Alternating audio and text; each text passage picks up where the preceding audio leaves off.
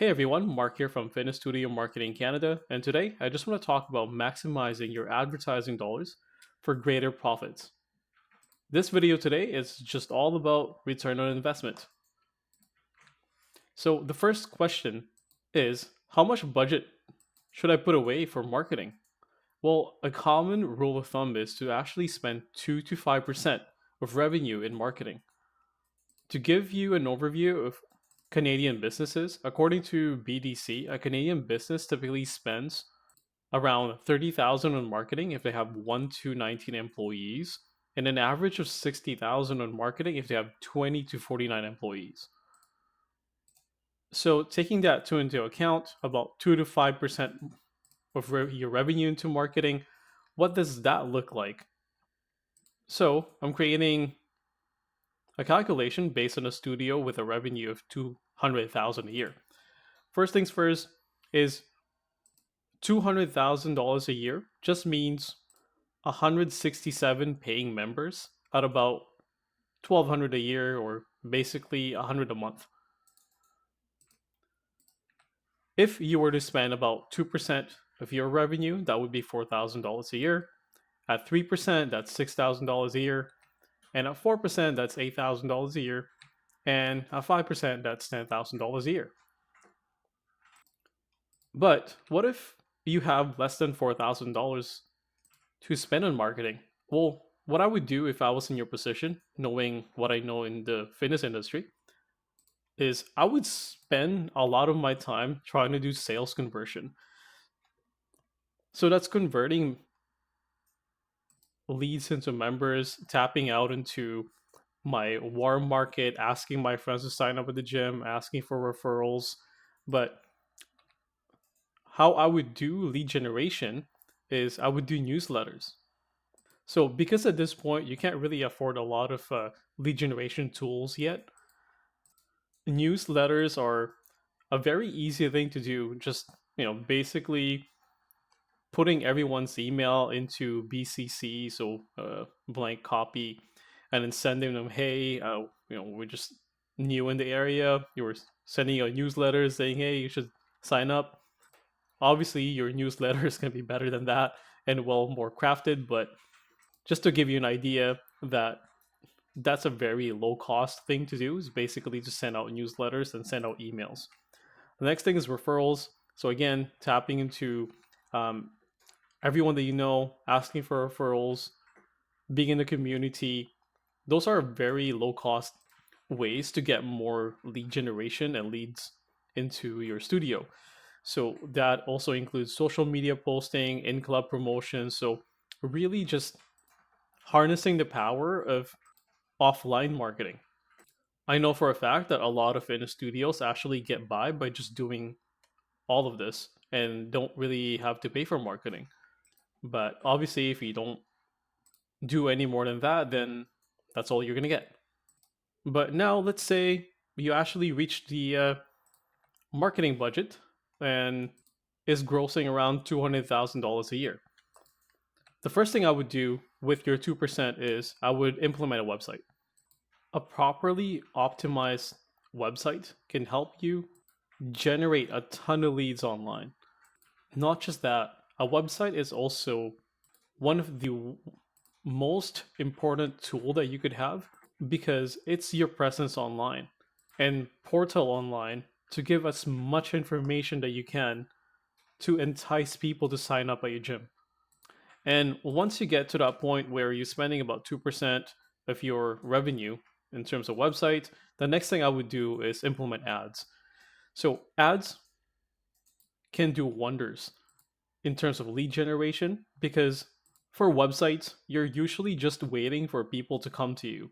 But for ads, you're basically getting into their face saying, hey, you should come try us out.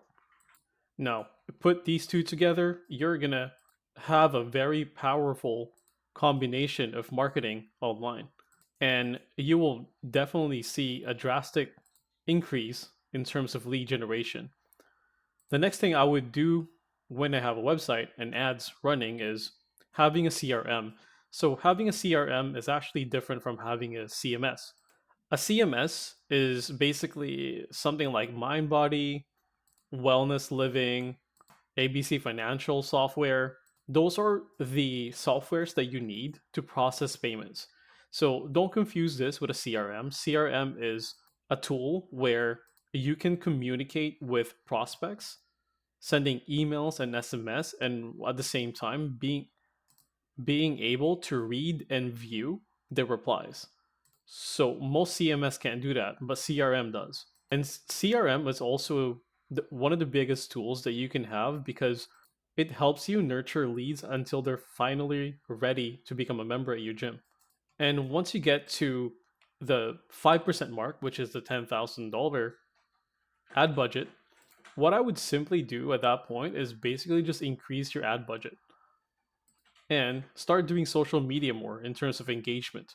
Now, it's important to know that in here, I'm only really just talking about digital marketing, and I'm not even talking about the offline marketing. So, having a salesperson, printing out more flyers, having B2B corporate memberships, it's not all here. I'm just talking about digital marketing.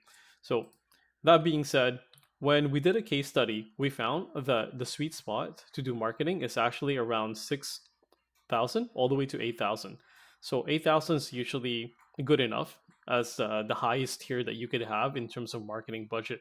And that will take care of pretty much everything. Having a website, doing ads during high seasons such as January, February, March, September, October, November, at the same time, having a lead nurture campaign that goes out to all of your leads and dead leads and everything. So that way, people who sign up in your newsletter or in your database are always engaged. So that way, when they're ready, they'll come to you.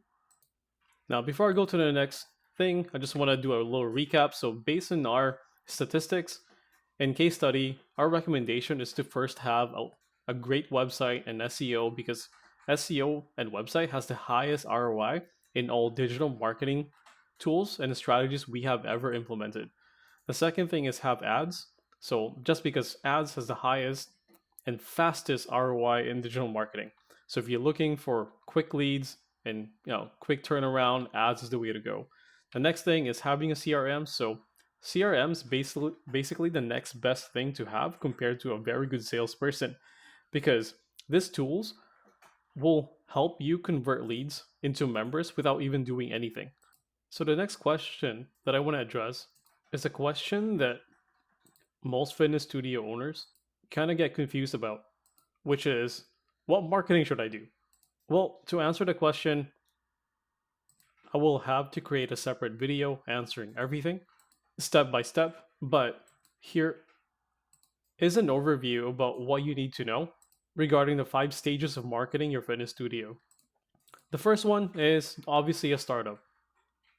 This is when you're just planning your gym before getting your lease or getting your place, getting the equipments, the blueprints, who's going to work at the front desk, who's going to work at everywhere else. At this point, I don't think you even need marketing because you have to be really focused on getting all the permits first. But really, once you get all those permits done and you feel like, okay, this is moving forward, now you go to the pre sale stage.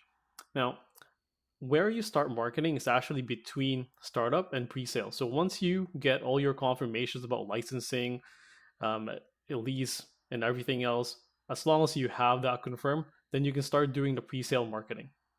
Again, I'm not going to go through all of this right now just because I could go on for hours in terms of what you should do in all stages, but I'll just do a quick overview. Now, successful studios that we have worked with during the pre-sale, they started marketing 6 months up to 1 year before opening. And that includes everything: websites, email marketing, SMS marketing, ads, and whatnot. And even after opening, we start doing a bit more marketing just to market the fact that you're a new studio and keep the momentum in terms of membership signs up, personal training sign up, because, well, you're the new block or the new kid in the block. So you have to make some noise to be seen. Now, in terms of the opening stage, that usually lasts about, I would say, a year to 2 years until you start going into the refining stage. So the refining stage is basically now knowing what ads work for you, what kind of marketing works for you, what kind of referral programs work for you, what email, SMS works for you, what kind of personal training strategy and pricing do you have to stay at, so that way people are more inclined to sign up at your gym, just because every studio is different and a pricing in Vancouver will always be different than Toronto. And once you get to that refined stage, which now I would say would take about 1 to 2 years, you get to go to the scaling process. So that's where you're hiring the managers, you're hiring more salespeople, and you personally pulling out of the business, so that way you can do the things you want to do. So again, this is just an overview about the 5 stages of marketing. In my next video, I'm going to talk more about this, which I will be a little bit more in depth on what you should do in every single stage and what kind of strategies you should do. But for a recap about today's video, if you want to focus on your ROI for marketing, what you need to focus on is having 2 to 5% of your marketing budget go towards these 4 things. Number one, website. So that way you're more visible. Two, do ads to attract more people, even if they're not looking for you. Have a CRM to nurture leads until they're ready. And have a salesperson help you to convert leads to members. So thanks for taking your time today to watch this video. And if you just want someone to do all this for you, book a strategy call today at Fitnessstudiomarketing.ca. And what we'll do for you is we'll build you a keyword list, run your website ranking report, review your SEO, look at your conversion metrics for your website, create a local digital marketing strategy and plan, along with creating a proper ad campaign strategy. Bye for now.